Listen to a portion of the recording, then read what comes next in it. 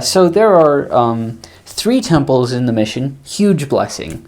The mission goes from the very far north in Rexburg all the way down south to Bear Lake in Utah, which is kind of a resort summary town. It goes slightly into Wyoming, Star Valley, Jackson Hole, kind of the rich area of Wyoming where like the movie stars live and all the nice cabins are. And then it goes west to about American Reservoir.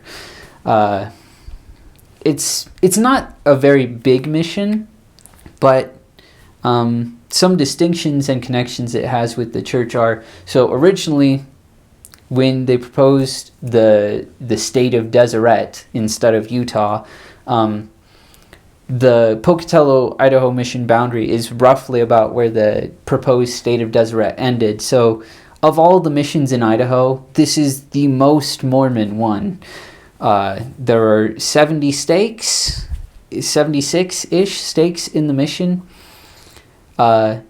And that means that you'll be covering roughly 4 wards these days.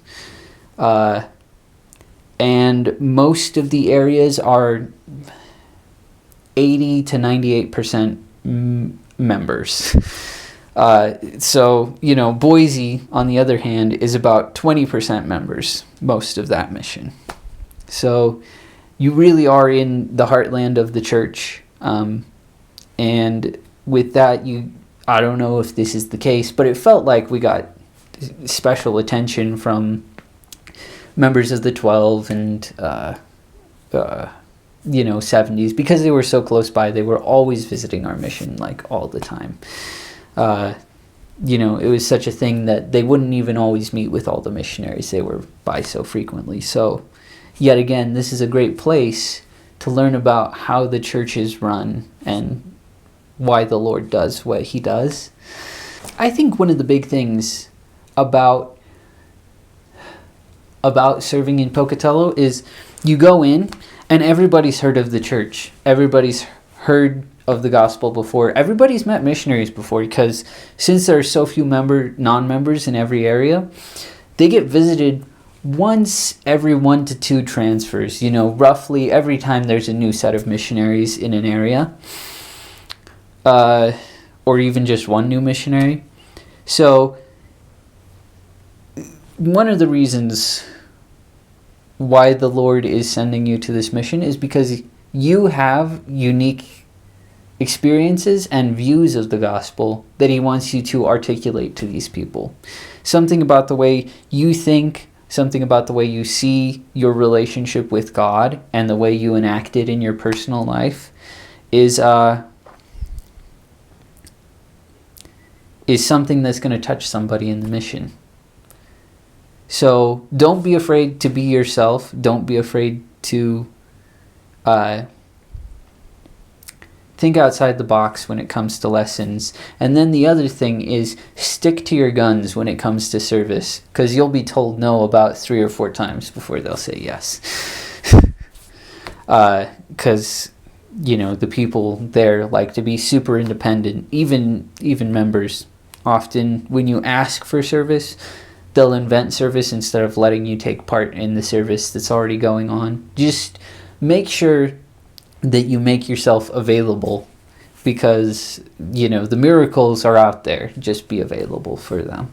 One of the ones that I never really found a trick around is people felt judged or excluded, which the members don't mean to judge or exclude anybody. It's just that they're busy with heavy church loads, heavy workloads,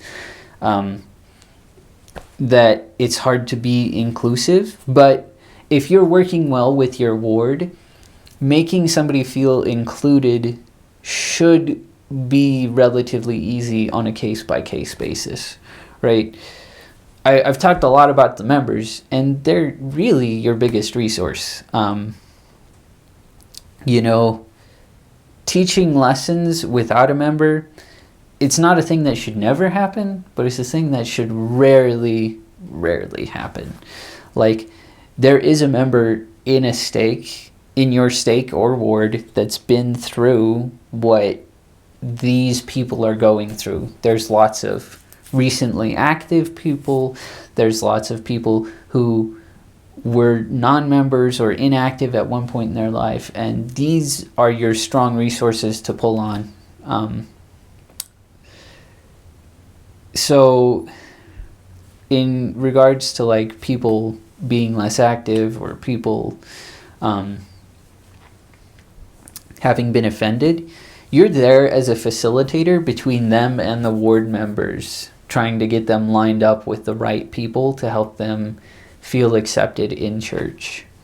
It does vary. Like, there are some really rural parts where it's, probably 50 to 75 people, but that's mostly because that's all the people that live there. And then there are some more centralized parts where it's, 150 pushing 200, overflows, fill, etc. That's not an uncommon occurrence. So, if you go to church, there will always be people for you to sit by, as well as people that you can have your investigators sit by. If you ever have too many. There's like 4 or 5 tabernacles in Idaho, all built by the early pioneers. They're amazing, and they make for great places to take people on spiritual tours. They all have baptistries in them, so you get to talk about the Spirit, the sacrament, the sacrifice of the people who built these buildings for Christ. And also you have an opportunity to introduce them to the idea of baptism right there. That's a huge resource.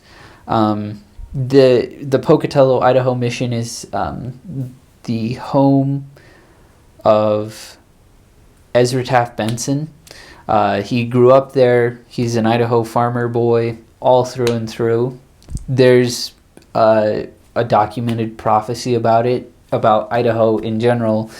One of the early apostles was riding through, and he was giving a sermon, and he gave a prophecy that, one day the land would be dotted with temples, and you can see that it has been. Idaho Falls, Rexburg, Star Valley temples, all just within your small mission. Boise, Meridian, I think Nampa and Twin Falls have a temple. Like, that's a lot of temples for one state. So I served from 2012 to 2014, and I served in Idaho Falls and surrounding areas.